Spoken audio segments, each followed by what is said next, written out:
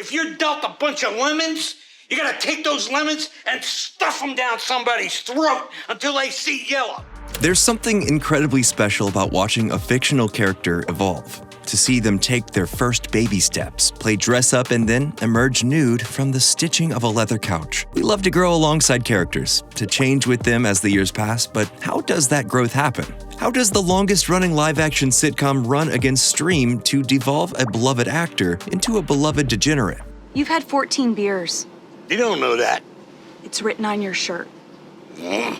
Danny DeVito's casting in the second season of It's Always Sunny in Philadelphia is pretty well trodden ground at this point. But in case you're not quite up to speed, the show aired its first season in 2005 at a budget of $450,000 per episode, less than a third of the network average. But despite its relatively cheap cost, the ratings were not there to keep the show afloat without adding a bigger name to boost the show's signal. While initially adamant against the change, the creators Rob McElhenney, Charlie Day, and Glenn Howerton agreed when they were told the alternative was the show being canceled. Since FX president John Landgraf was already friends with DeVito, he hoped to convince the actor to help out the fledgling show. While DeVito was no stranger to comedy with such classics as Taxi, Romancing the Stone, and Matilda, Sunny was a very specific type of comedy series with a clear voice and satirical tone. Just get a job? Why don't I strap on my job helmet and squeeze down into a job cannon and fire off into jobland, where jobs grow on jobbies? The satire was never afraid to drive into strange places and seemed to relish in tackling taboo subjects like milking cancer for guilt, underage drinking, gun violence, and for their very first episode,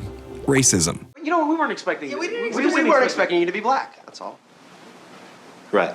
All members of the gang have evolved over the years, but Frank Reynolds was a character initially developed by McElhenney, mostly on the spot. McElhenney knew the broad strokes of a rich man joining a group of lower-class misfits, but in their first meeting, DeVito questioned who this person was. He wanted to know why Frank was here, or what he wanted out of this wild decision to leave his previous life behind. In the Season 2 premiere, Charlie Gets Crippled, the world was introduced to Frank Reynolds, and despite DeVito's questioning, he was still mostly broad strokes. The father of Dennis and Dee, Frank returns as a rich businessman who wants to reconnect, not with his children, but with a life he feels he never got to truly live. A youthful recklessness that could now involve partying with strippers or running inconsequential political campaigns on a whim. I want to live like you again, Charlie.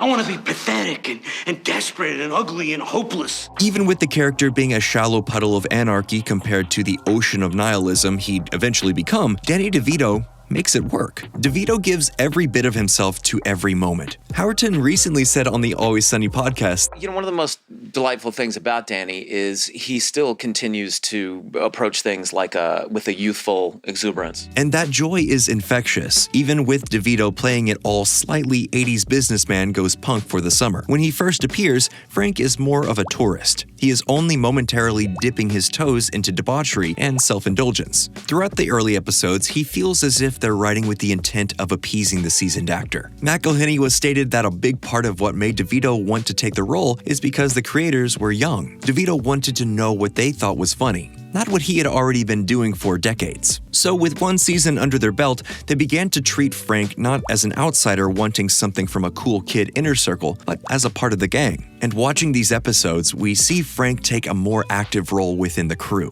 He plays detective when he believes Mac's a serial killer and acts like an investigative journalist when he sets Dee on fire. He even starts a band with Mac and Charlie. Season 3 is genuinely watching him play dress up, trying on new personas and questioning who he is or who he could be. As an audience, we adore that in our characters. This idea of endless possibility or playing pretend just for a little while is different from the tourist angle because we're now seeing an earnest engagement. After Season 2, Frank isn't just following along. He's often leading the charge. As he spells out in the 6th episode of Season 10, The Gang Misses the Boat, Frank likes to bankroll schemes. While his ideas often veer more absurd, the same episode's Man Cheetah, Frank sees himself as a fancier of the odd. In the episode The Gang Gives Frank an Intervention, Frank gives a declaration that not only changes how we see his character, but also how the writers do as well. When Frank says, I don't know how many years on this earth I got left. I'm gonna get real weird with it. It's the writers verbalizing the power they now realize is at their disposal. In Frank, there's an opportunity to satirize whatever they see fit. The small bits of backstory we have is that Frank is a multimillionaire who, at one point, ripped off his business partner. There are other breadcrumbs, but more often than not are played for gags. In the episode Frank's Back in Business, Frank returns to work with Charlie in tow, but Charlie never grasps what Frank and his company actually makes or contributes. And here the writers take a moment to joke that his wealth is just wealth eating itself and consuming more. What do we make? We make money. No, I know we make I mean, what do we create? We create wealth. Whether talking about the complexities of money making more money, real estate, or government bailouts, Frank's ambiguous backstory and comically endless fortune is one of the writer's sharpest satires. With Frank, they also comment on the ability of the wealthy to often remain bulletproof. And the greatest joke of them all is how Frank seems to reject and defy the class system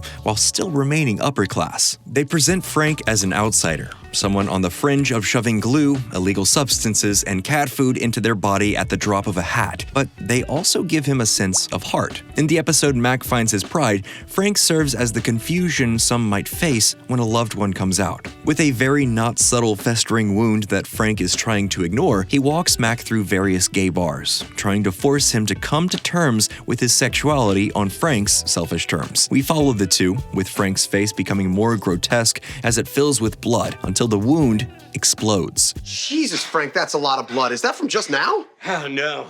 No, that's from earlier. A sense of comfort washes over Frank and he makes one desperate plea to his friend, hoping Mac can find the same comfort. The writers could have chosen any character to walk these moments with Mac, to witness what was simply one of the most beautiful moments put to TV during the dance sequence. But they chose Frank. They chose DeVito's face to swell with tears and quietly say, "I get it." These are heady topics, but with DeVito's childlike glee and wonder, everything just works. Partly because it's so clear that he's having a blast, and honestly, the guy just deserves it. Whether it's dancing in an awful toupee or going on a real-world tour in a musical, the man has become a national treasure. DeVito is long past the age of being able to retire, and it really seems like he's doing this just because he has fun with it. I love when you throw me out of a window. I love when I get caught in a